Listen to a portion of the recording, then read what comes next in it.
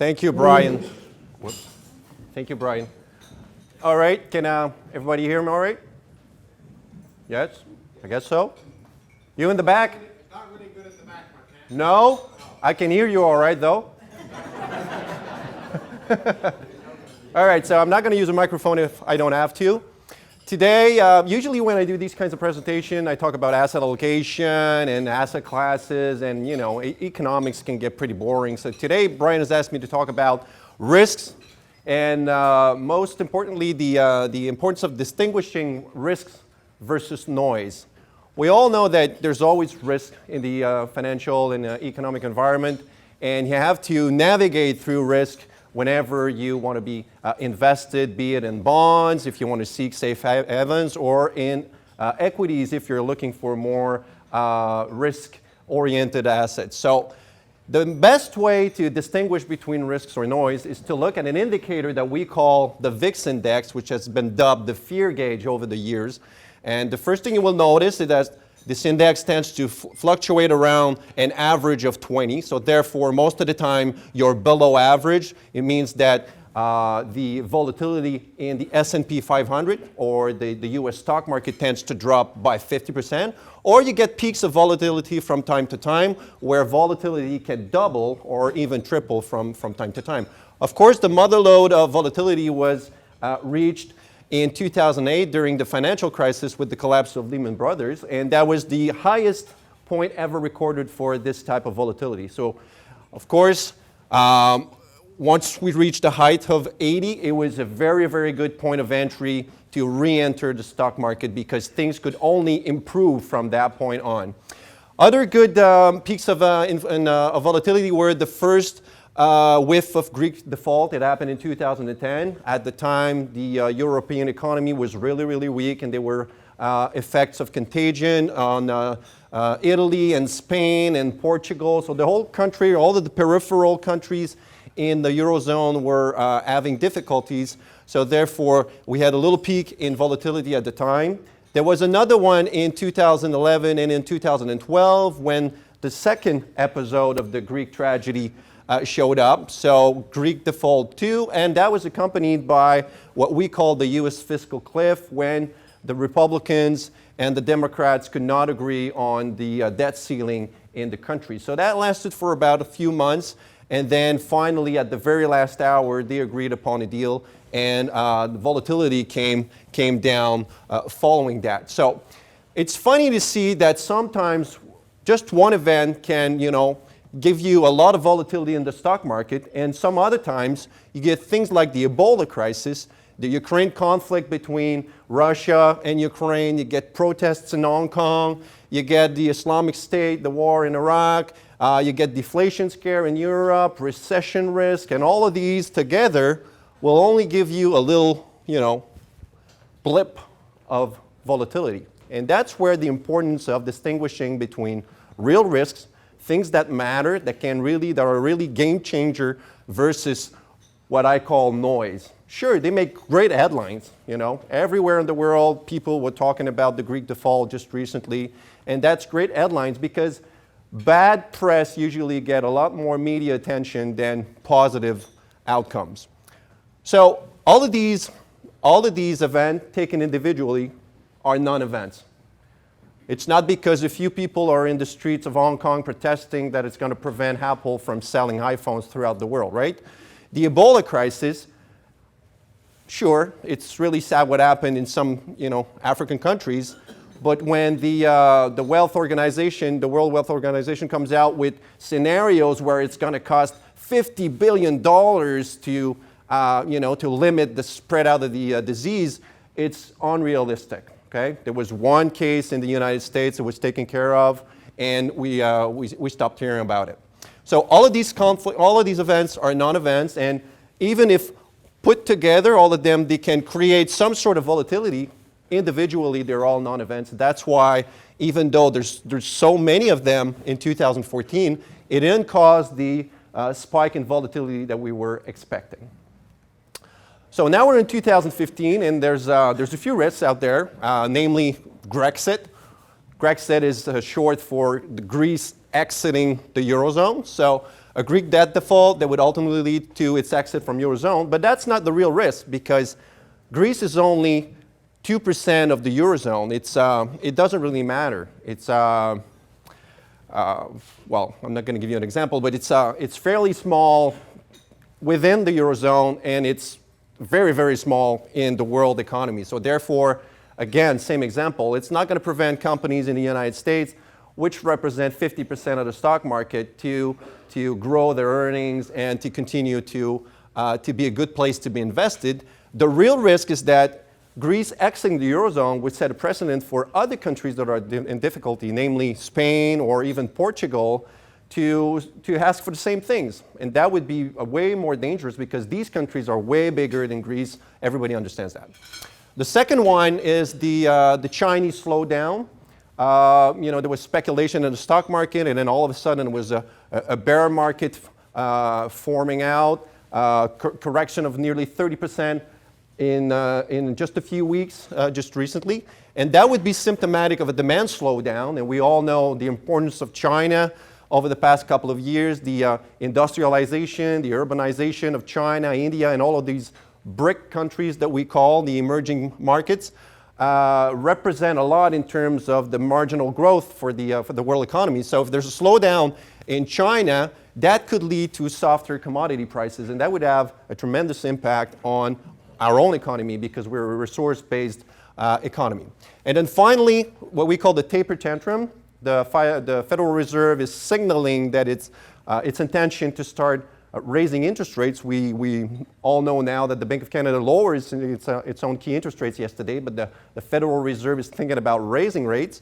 So that could have an impact on bond yields, and we all know that the world economy is still in a fragile state, and therefore higher yields could lead to a slowdown in the economy. So if I'd have to rank these risks, it would be probably the most important one. We don't know for sure what's going to happen, but the Fed is signaling that interest rates will rise sometime before the end of the year. Second, and then third. We already know that there's an agreement with the Greek government right now. So there's going to be negotiations, again, for the next, they're just kicking the can down the road, exactly. And there's going to be negotiations, if not this year, next year, and the years after that. They're not in a situation where they can really pay back their debt, so therefore they're going to ask for haircuts again and again and again over the next couple of years. But let me take you through these risks over the next couple of slides. Now, I know some of these slides are maybe complicated to understand and in a few seconds like this, but I will try to take you through them.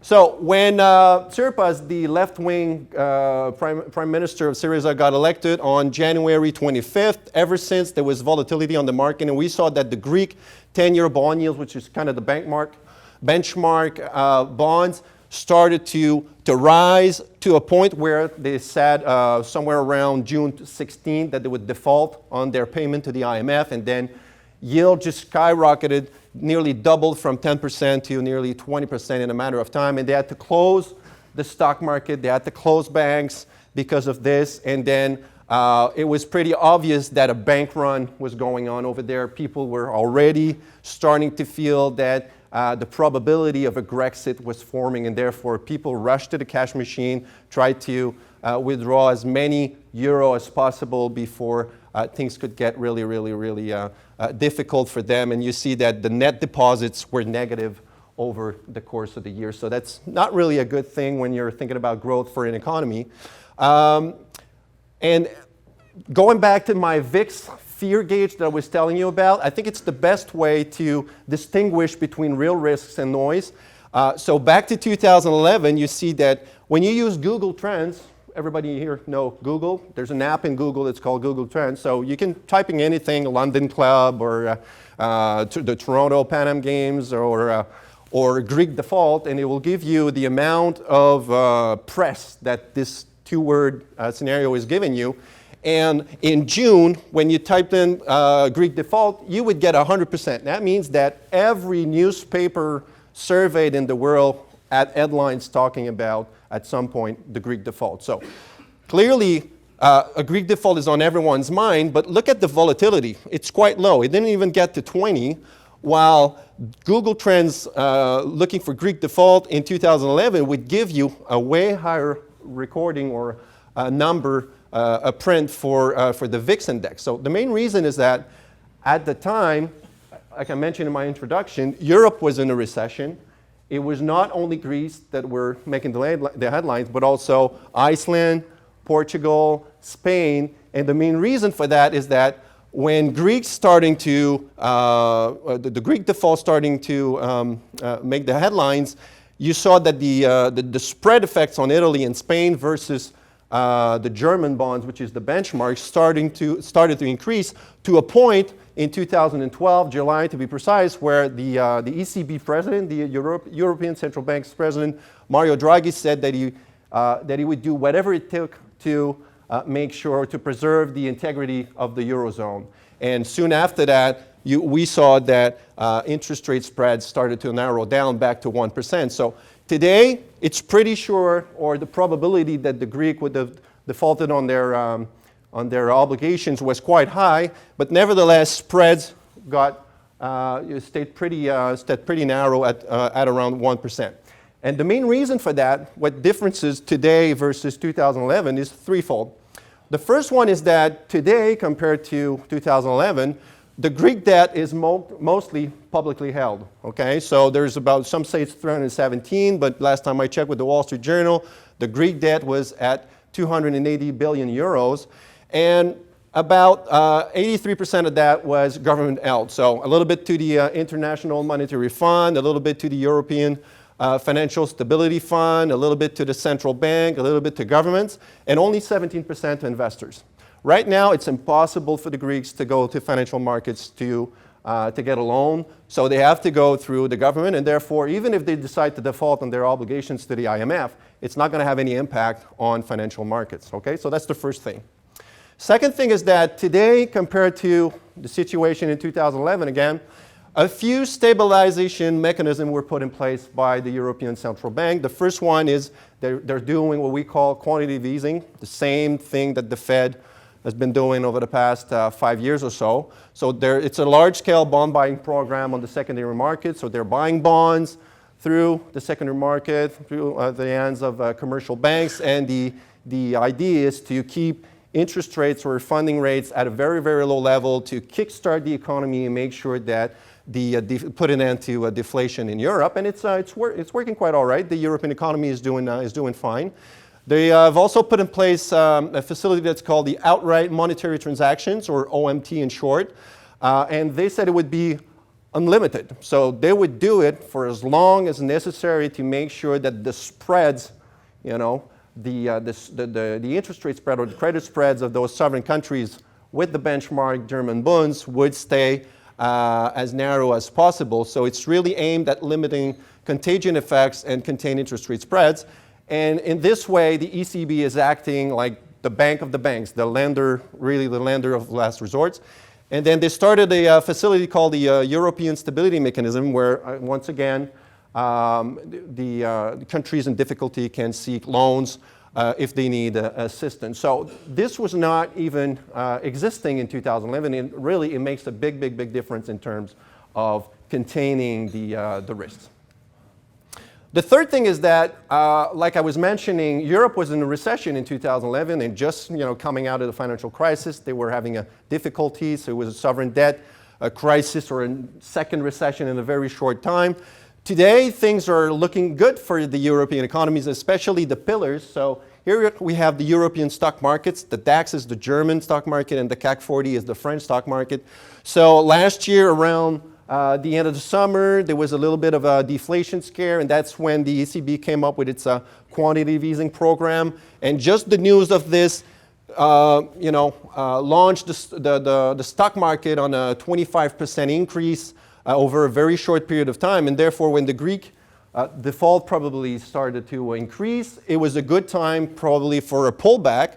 But as we say in our in the financial markets, there's support lines here, as you can see, and once we touched that, once there was a deal in the cards with the creditors, I think it's a good entry point to re-enter the stock market equities, the European stock market equities, and therefore there was a little uptick right now, and I think there's a lot of potential for European stocks and European banks to more particularly. So in all of this, I think that the big losers, unfortunately, will be the Greek people. Things that just started to improve, after years and years of sacrifices for the Greek people, things that just started to look a little better.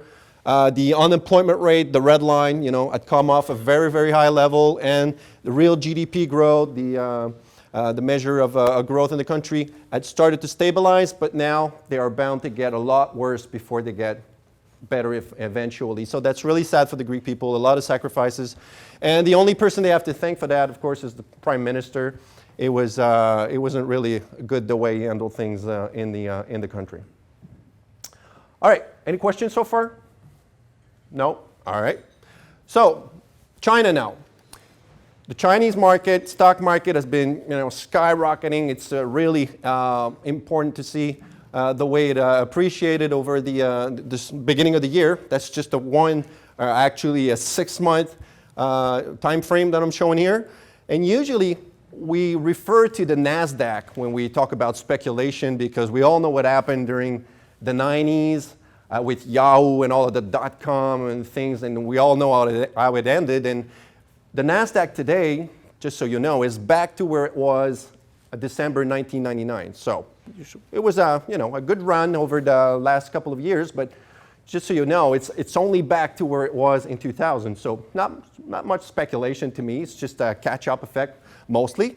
And this year, as you can see, the NASDAQ is almost flat in US dollars. So not much going on there. Biotechs are more than often perceived as also speculative, but it's up 22%. So all right, so they had a good run since the beginning of the year. But again, it's nothing compared to, one, the Shanghai index, two, the small caps on the Shanghai index, which are more volatile, or the infotech on the Shanghai index, which after only 6 months, not even 6 months, because it's mid-June, we're up 160% in China. 160%, that's crazy, like, woo. But people were buying, as things were going up, people were buying. And the reason for that is that it's really linked to retail speculation. I was looking in Bloomberg a few things, and they were saying that in March alone this year, 4 million brokerage accounts were open. So people like you and me, 4 million people opened in brokerage accounts and started trading on the Chinese stock market. They say that over 2/3 of these new investors never graduated from high school. So just to give you, a sense of how deep this market is right now, people. So to us, it's not a rally that is driven by fundamentals like the economy improving and all. It's more what we call the flow-driven phenomenon. There's so many people wanting to be invested in the stock market, and the stock market is a price. So if there's more demand than supply, then obviously the price has to go up because of that. So that's something that's really dangerous, and because a lot of these purchases were made on margin with leverage, it means that as soon as stock markets started going down, then people had to sell to cover their margin, and therefore fueling this correction. So after 30% correction, a few things were put in place by the government to limit this downturn. Big brokerage firms in the country bought shares. The government forced the state-owned enterprise to buy back some of their shares. Some of the owners were told not to sell for the next 6 months. So whoever owns some of the good chunk of shares have to keep them for about 6 months. Collateral requirements were raised. So all of this was to make sure that this panic that was forming in the stock market would stop. And it worked quite well, to say the least. After a 30% correction, the Chinese stock market has finally stabilized. But right now, what you have to know is that about 1/3 of listed companies have suspended trading. You can't buy these shares on the market. So that's 40% of the market value. Even though there was a 30% correction, you saw how high the appreciation was in the first half of the month. So they're still ahead year to date, about 20%. So it's sad for people that have gone into the market at the peak, but that always happens, So still the market is ahead year to date. It's only 40% of all of the free float. So all of the equity available in China, only 40% are available for the public.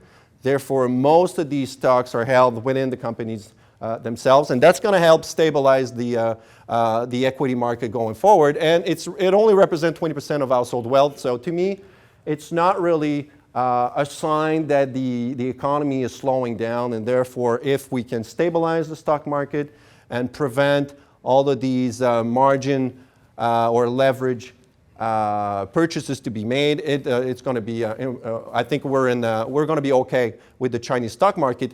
And I was looking at an index called the Surprise Index in China, and I came to a conclusion that it's probably not a time to panic, but more a time to buy the Chinese stock market. And it's not a recommendation. It's very, very volatile. Don't do that, and consult your advisor before you do that. But if you take the blue line, which is the City Economic Surprise Index, you see that it's fluctuating up and down around an axis that's at 0. And basically what it's telling you is that, let's say you're expecting net job creation to be at 50,000 for the month, and then all of a sudden you only get 25,000. It's still positive, but it's a negative surprise. It's negative print. You're 25,000 below what you were expecting.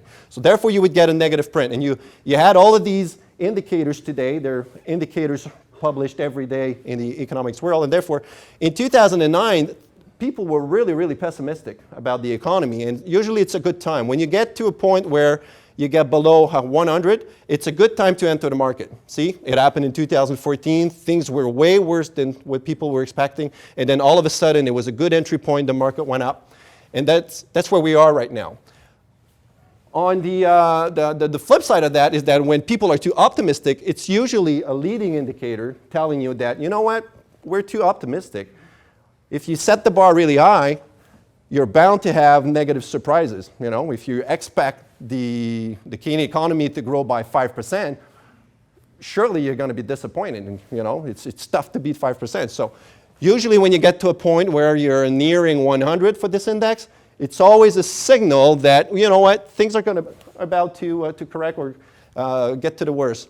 And that's exactly what happened. So I wouldn't put too much emphasis on the Chinese stock market right now. A lot of things were put in place to stabilize the market, and the economy is turning the corner, so therefore I remain optimistic about the Chinese stock market. Nevertheless, in the meantime, just fear of a slowdown in China is enough to create some sort of waves.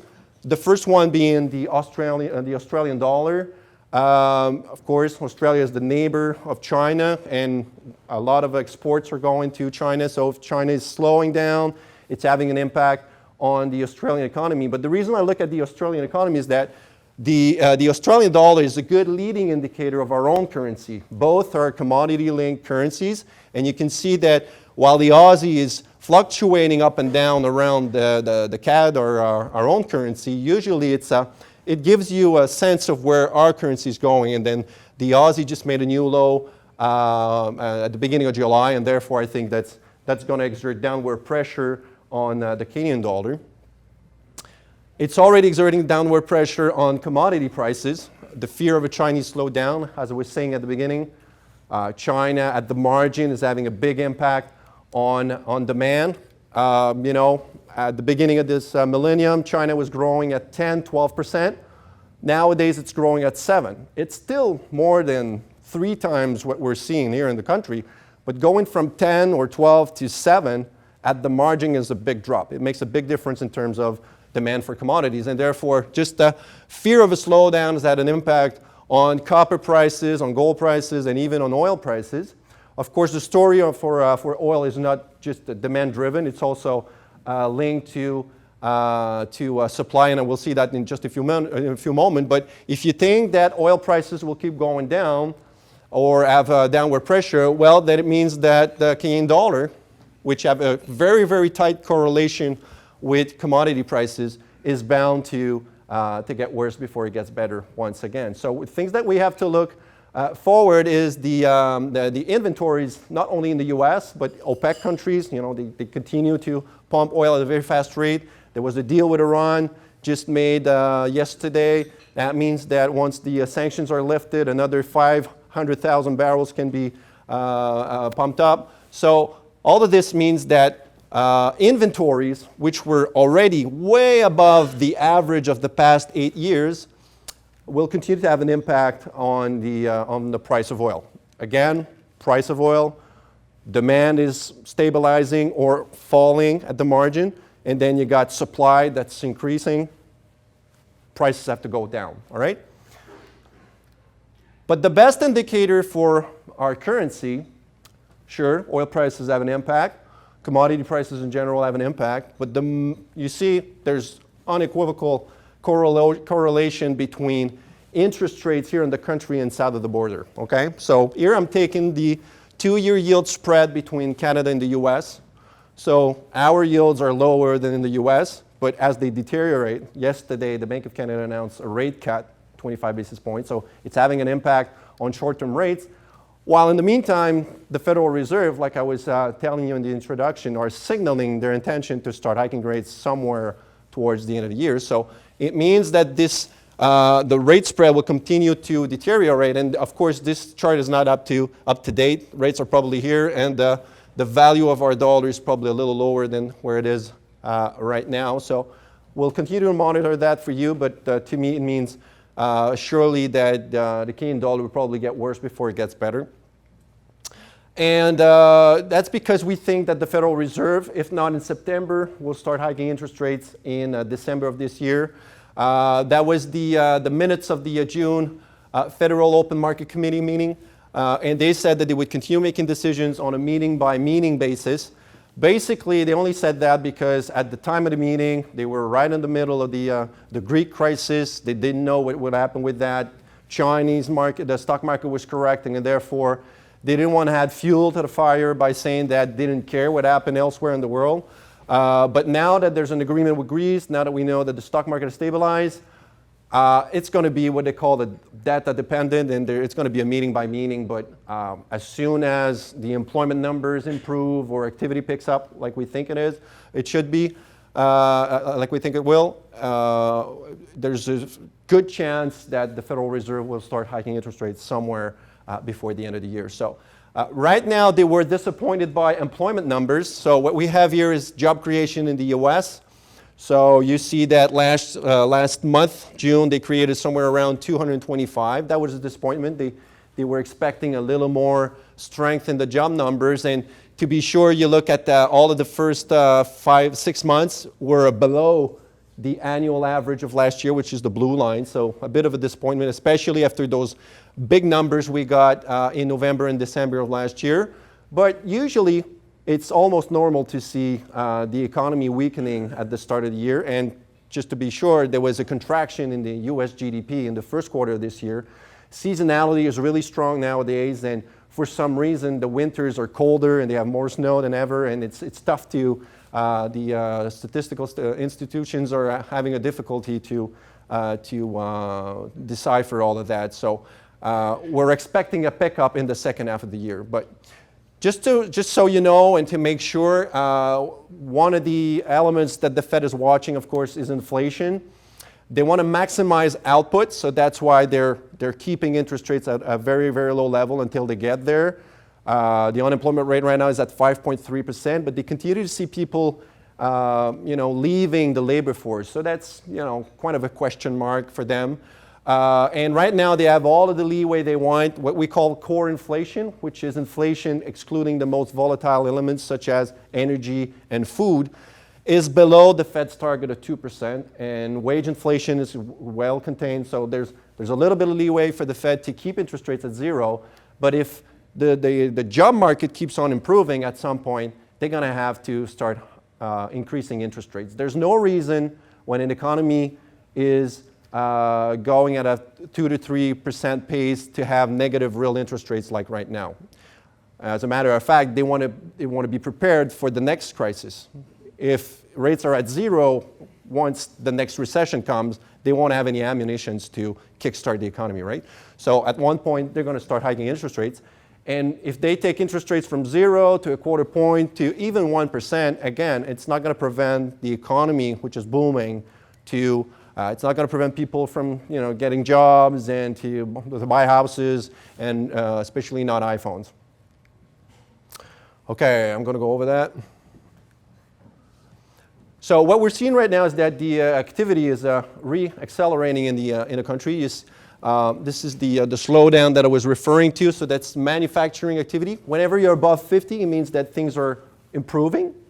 And whenever you're below 50, it means that there's a contraction activity. So both services and also manufacturing activity is re-accelerating. So that's a very good sign, or a very good probability of accelerating growth in the second half of this year.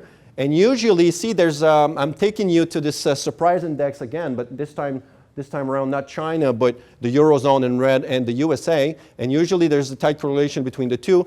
And it's difficult to see right here, but you should know that it's always at the end of the springtime that you see an improvement, usually in economic activity, or even in terms of surprises or expectations. And the stock market is all about expectations. If you think that, if you expect if you forecast that the economy will grow at 3% and then all of a sudden it's 2.5%, that's a disappointment. The stock market should correct because of that. Earnings are not going to go well, or they're not going to grow as expected. But on the contrary, if you expect 3% and then all of a sudden you get 3.5, that's a good thing. Then you should get acceleration in the appreciation of the stock market. So as you see here that the US economy kind of bottomed in terms of negative surprise, this improvement should lead to expectations in the pace of growth for earnings to improve, and that's usually a good thing for the stock market. Back to my third risk, the US taper tantrum. Usually there's uncertainty surrounding this first rate hike, but as I was mentioning, we're at zero interest rate policy right now, 0% for the key interest rates. And when you look at past episodes of hiking cycles in the United States, there was one in 94, there was one in 99, there was also one in 2004, and you average all of these together, you see that 12 months before the first rate hikes, usually you will get a good rally, a decent rally. Probably investors, okay, the Fed is about to raise rates, so let's get into the market, and it's usually things are ramping up pretty good. And then all of a sudden there's the first rate hike. There's always an element of surprise surrounding it. So whenever that happens, there's a pullback by US equities of about 4% on average. But it doesn't last very long because investors soon realize that if the Federal Reserve raises its interest rates, it's a good thing, right? If we can raise interest rate, it means that the US economy doesn't need to have accommodating monetary policy. It can, it's on a sustainable path of growth, and therefore we can start hiking interest rates. And it takes a little bit of time for investors to understand that, but afterwards, usually it means that there's a good rally somewhere around 10 to 12% following that in the next 9 months following the first rate hike. So we're not sure it's going to be in September or in December, and therefore when that happens, or when there's a clear evidence that the Fed is about to do that, we will probably recommend you folks, take a little bit profit on your stock market and reinvest it in either cash or bonds. But soon after, I think it's going to be a good entry point to re-enter the market. So if you're worried about all of this, you might want to stay on the sidelines for a little bit, and then once that happens, I think it's going to be a very good entry point to re-enter the stock market. So stock market, the uptrend is still intact. There was a little bit of volatility surrounding the uncertain outlook, as I mentioned, Greece, taper tantrum, and again, China. But most of these risks are behind us now. And actually, the graph is not up to date because I think we're back to the high of that were recorded in June. And usually, you see since 2012, whenever you get to a point where you touch the long-term trend, it's the 200-day moving average here. But whenever you go down, when you get a pullback to the long-term trend, it's always been a very good entry point to get back into the market. So always saying is that there's always risk, in the environment. We think that most of these are just noise. The taper tantrum is probably the most important risk to watch going forward. But to us, on a 12-month horizon, there's a lot more potential being invested in the stock market than in bonds. If the Fed starts raising interest rates, it's going to have an impact on yields. And whenever yields go up, there's a negative correlation, or there's a negative, the value of bonds tend to fall. So right now, our recommendation is to stay in US denominated equities. So it could be the US market or even the EFI market, the Europe and also parts of Asia, but in US dollar. Or if you go within Europe, you might want to hedge your position because we're expecting the euro to fall going forward because of this crisis. In Canada, you probably want to wait a little bit before going back into energy stocks. Usually energy stocks do well. They're at a very low point right now. You know, oil went from $100 to $50, so energy stocks are a little cheaper. But nevertheless, we don't know if oil prices will go up, or I think oil prices could go down before they start rising for good.